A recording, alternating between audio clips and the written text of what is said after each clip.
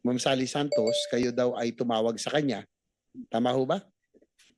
Neto po, Your Honor, tumawag po si Engineer Bryce sa akin. Ngayong September po. Opo, Ano pong sinabi? Pakisalaysay na rin po sa committee. una po, tumawag po siya, personally niya pong sinabi sa akin na, Sally, huwag kang mag-alala, lahat ng mga project na kinuha namin sa'yo, gagawin namin yun.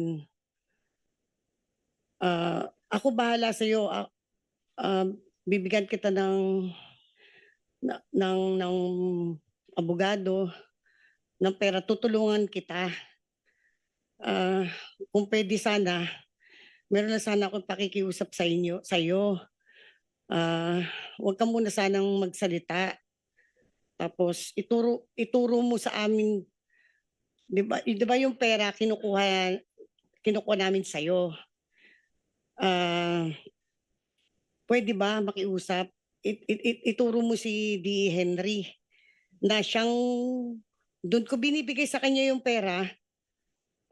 After po noon, binibigay daw po ni D. Henry yung pera kay Yusek Bernardo and then kay Saldico. Papunta daw po kay Saldico.